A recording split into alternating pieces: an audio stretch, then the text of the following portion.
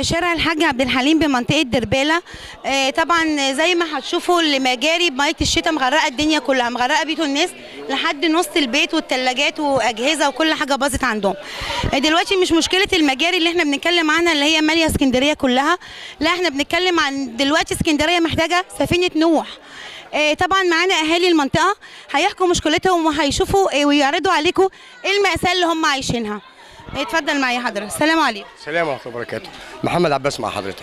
دلوقتي حضرتك صورتي وشفتي كل حاجه، في ناس هنا غلابه اتبهدلت وكهرباء وبتاع وكده، فشوفي حضرتك اللي انت شفتوه تقدري تتكلمي عليه، لان هو على راي الحاج رمضان الناس ما تقدرش تنتخب عشان احنا طول عمرنا، اللي مش اول مره، احنا طول عمرنا في المجاري دي، طول عمرنا في البهدله دي، مش اول مره، مش مساله شتاء. يعني احنا لما بنقول وزير قطر واقع بيقولوا وزير المواصلات، طب اللي بيحصل ده دي مسؤوليه مين؟ مسؤولية المحافظ. محافظ اسكندريه طبعا. محافظ اسكندريه. فشوفي حضرتك اللي انت عايزه تقوليه تحت امرك. احنا مش عايزين نقول، احنا اولا المشكله بقى واضحه جدا زي الشمس قدامنا. احنا مش بنتكلم المجاري مغرقه اسكندريه، احنا بنتكلم على المأساة اللي المنطقه هنا عايشاها. دلوقتي الدنيا لما شايت عليكم انتوا ايه حاسين بايه دلوقتي، او ايه وضعكم، بيوتكم عامله ازاي؟ بخراب، في ناس هنا تعبانه ما عندهاش استعداد لاي حاجه. صوري، خش عليك صوري والناس تفهم وتشوف الوضع. واخده بال حضرتك؟ في ناس هنا ما عندهاش استعداد لا تجيب ولا تعمل ولا يعني عندها حاجات اتبهدلت، حاجات اتبهدلت، وزي ما حضرتك تقدر تصور دلوقتي العفش اللي اتبهدل ده. فشوفي حضرتك انت برضو اللي انت صورتيه هو ده الموجود. اتفضلي معايا هناء، قولي لي، انت بتحكي لي بتقولي لي بيتك كله غرق واساسا مش عارفه تخشي اصلا البيت. الكهرباء والبهدله والعفش ضاع وكل حاجه راح. محمد ده احنا كده على طول لما المجاري من غير الشتاء، المجاري يعني من غير الشتاء المجاري، يعني هنا المجاري بتخش وعندي انا بتخش، البيوت واطيه، مفيش حد بيعمل لنا حاجه خالص. محدش جه من المسؤولين هنا شاف؟ لا ولا حد ولا حد، وعلى طول كده رمضان بنعرفه بالمجاري، نتكلموا نعملوا ننتخبوا ما حدش يرد علينا، طالما انتخبوا ونجحوا ما بيسالوش في حد. الله يكرمك وصليه، احنا بقالنا 15 سنه في الهم ده. يعني احنا بنروح ننتخبوهم ونقفوا معاهم ويهللوا وشبابنا تروح وعيالنا تروح وينجحوا ومحدش ابدا يقف معانا. احنا السنه دي تروحي تكلمي حد خلاص هو قاعد على الكرسي ملوش دعوه انت انتخبتيه.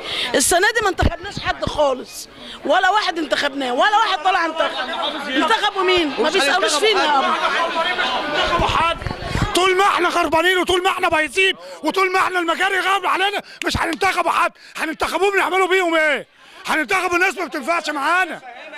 الناس تعبانين، احنا تعبانين، حرام حرام، انا دي تعبانين مع الناس دي وعايزين ننتخبوهم بأمارة ايه؟ كلها شبكه مجاري بايظه، واخده بال حضرتك، ومفيش مسؤول. يعني بتاع الانتخابات النهارده الراجل اللي بيرشح نفسه، النائب اللي يجي يخش يرشح نفسه بيخش على القهوه يسلم على واحد ويبوسه شمال ويمين. انا بستفيد منه ايه بعد كده؟ بعد كده بينجح ما بشوفش وشه. مفيش حد بيبص لمنطقه دربالة دي بالذات، منطقه عشوائيه ومفيش حد. طبعا عمليه المجاري دي حضرتك مش 15 سنه، ده اكتر من 30 سنه، واخده بال حضرتك؟ مفيش لا صيانه ولا في اي حاجه. شهر رمضان احنا بنعرفه بالمجاري. طبعا احنا بقالنا زي ما بيقول لك كده، بقالنا اكتر من 15 سنه و20 سنه في ميه المجاري ديت، وطبعا في شهر رمضان وفي العيد وفي كل المناسبات الميه بتحصل نفس الطريقه كده، والبيوت بتغرق بنفس الطريقه. الميه هنا بتعلى في رمضان والعيد. احكي لي حكايه الحضانه بتاعت اخوكي حصل فيها ايه؟ راح اجيب اخويا من الحضانه، الميه مغرقاني هدومي، يعني انا شايله اخويا كنت هقع بيه من الميه، والبير مفتوح في الارض، اكتر من بير مفتوح، وانا ماشيه هدومي اصلا غرقانه انا واخويا، ما كنتش حتى قادره اشيله من الميه. يعني احنا نعمل ايه دلوقتي؟ ولد كل يوم بيروح حضانته وغير اخويا اكتر من ولد بيروح حضانته بيتغرق. ايوه دلوقتي احنا عندنا المجاري مغرقه الدنيا خالص، وكلها السراير متبهدله ونايمين. هنناموا فين دلوقتي؟ تعالوا شوف العيال الصغيره وعامله ماس كهرباء، عامله لنا ماس كهرباء هناك، ما ينفعش كده خالص. فين الحكومه اللي تيجي تتكلم؟ فين الحكومه دي؟ المجاري دي ولا 20 سنه ولا 20 سنه ما بيعملوهاش، مفيش حد بيعمل حاجه، بينجحوا وخلاص يقعدوا على الكرسي وخلاص.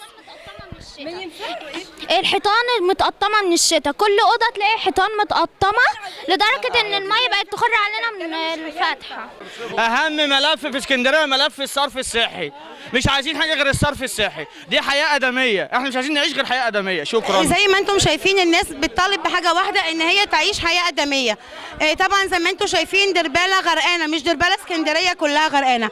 لو سمحت يا سيادة المحافظ هاني المسيري، من فضلك انظر لمسألة الصرف الصحي بعين الرحمة، ارحم الناس دول. شكرا لكم، كان معكم شوكار سعد.